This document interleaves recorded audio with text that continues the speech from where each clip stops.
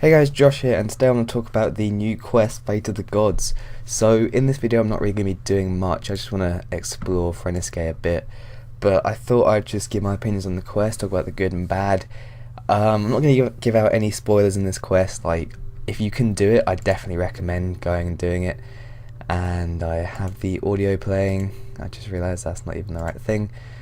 I did actually play the quest with audio on, and to be honest, like, the audio is surprisingly good. I mean, the voiceovers, like, I guess it adds a bit to the quest. It's quite cool to play with, but I mean, the music itself is actually quite cool, so I might start playing as sounds on again. I'm not really sure.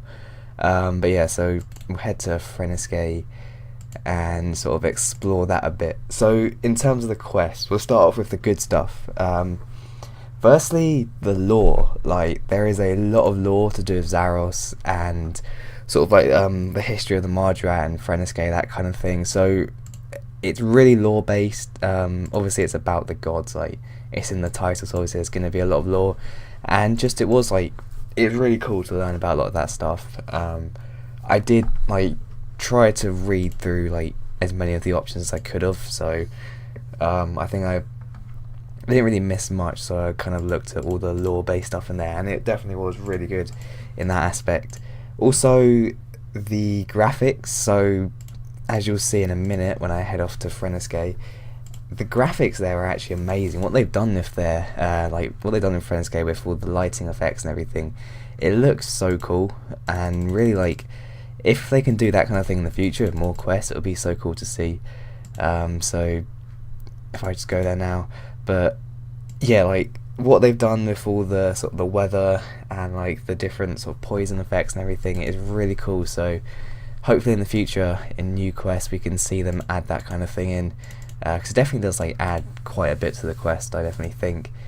And you've got to play in sort of like medium with blue one to get the full effects. I was playing in minimum graphics actually when I started the quest, and I went to friends game, like you can see the lava's just like some like just orange stream, and that's it. Like it doesn't look that good in low detail, so you really got to play in some higher graphics, which I'm playing in medium right now. So just heading to the world gate now, and then we'll go see this engrameter, I think it's called, something like that.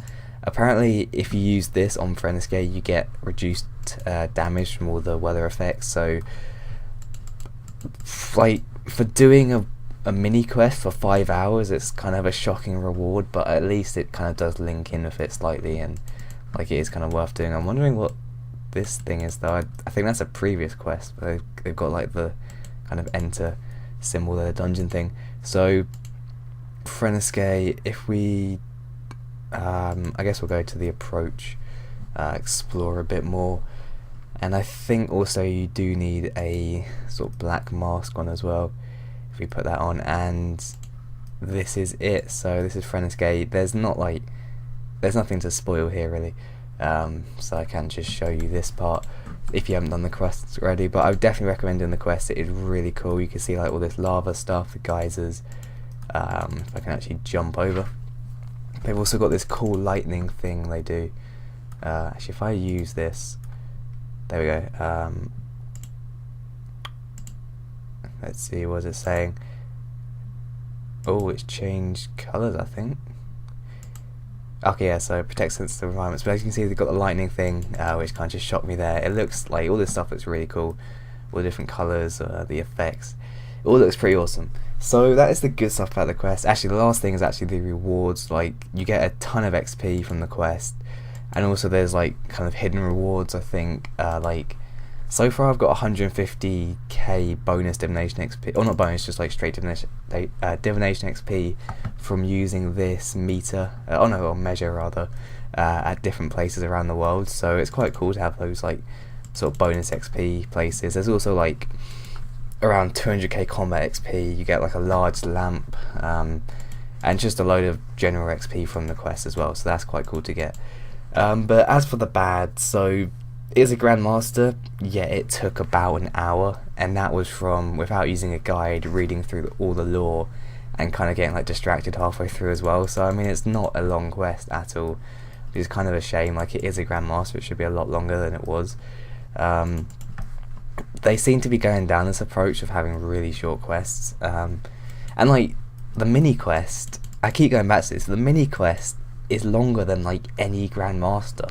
It doesn't make any sense. Like, surely an hour for a Grandmaster is way too short. Stuff like Wild Gothic Sleeps, that was like 2 or 3 hours at least. Same Ritual of the Mardurat. So I wish they would go for a lot longer quests, and that was like 2 or 3 hours while using a guide. This I did on my own on release day without a guide, and it took like an hour. So really, I wish it would have been a bit longer, but I guess like they are putting a lot more into the quest in terms of graphics and sound and everything, so that's what they said, that they can't really make the quest as long. And as you can see here, like the lava, it all looks really cool, to be honest, all the different effects.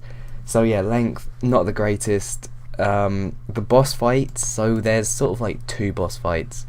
The first one is kind of interesting, like I can't remember what they're called, but the bosses have like quite a few mechanics there. I think it's based on the Ancients, kind of, so I think there was smoke, blood, shadow and ice sort of minions you had to kill, so they had their different effects. It was quite cool to see that kind of thing. Obviously, like Zaros is like curses are from Zaros and everything, so it's nice they kind of incorporated that as well. But that boss fight was fairly easy. I didn't really use much food in that. Obviously I do have like pretty much maxed range gear, so it's gonna be quite easy, and they are level 160, so it's not too difficult, but they do hit quite a lot. Like, you do have to eat, so if you're a lower level, I'd noticed there was a ton of graves outside, so if you're a lower level, like, it probably is fairly difficult. But the second boss fight is not really a boss fight, it's kind of just a survival thing. You got to survive for like 5 minutes from like these level 160s who keep on coming, which is pretty much just tank it out. Like, there's not much to that fight, it's just bring a yak of soups and you're set, really. So I mean, that wasn't too great, like there's not much to that one really, so they could have done a bit more, I guess, make it a bit more interesting, that boss fight. But yeah, like, they're not too difficult. I mean, if you are a lower level, you'll probably have a bit more difficulty with them, but overall the boss fights were kind of disappointing for a Grandmaster. I wish because it is a Grandmaster, they would aim these for higher level players. Like, you should need like a 190 combat requirement, like even 200 or something. It would help if they actually put like decent requirements on it in terms of quests, so they can actually like up the combat requirements as well, because then like to have Ritual of the Mardurat done, you've got to be a fairly high level player. So if they put that as a quest requirement, then at least they could put some high level boss fights in there. But I mean, yeah, boss is good for kind of what it's aimed for, but it wasn't too much of a hard fight. And the last thing is, actually the quest is good, but there's not too much to it really. Like, I can't really say what's in it without spoiling it, but like there's pretty much maybe like 3 sections and then you're kind of done, so that kind of goes with the fact that it's not very long at all. So it'd be nice if there's a bit more content to it, but I mean, it, like, for what you do, it is quite cool. Like, the puzzles aren't too difficult, but at least there are some puzzles there and there. I mean, it takes like a bit of a while to figure out what you're doing, so that's quite good as well. But that is pretty much like all of the quests I want to talk about. Like, I mean, it's a good quest, there's not too much to talk about really. I mean, they could have done a bit more, especially like it has the Grandmaster title, it should have been a bit better than it was, a bit longer, a bit harder. But yeah, it was still a fairly decent quest, and we now have Zaros. Zaros has returned, so it's a lot more lore based stuff they can do with that in the future. But I hope you guys enjoyed this video, and I'll see you later.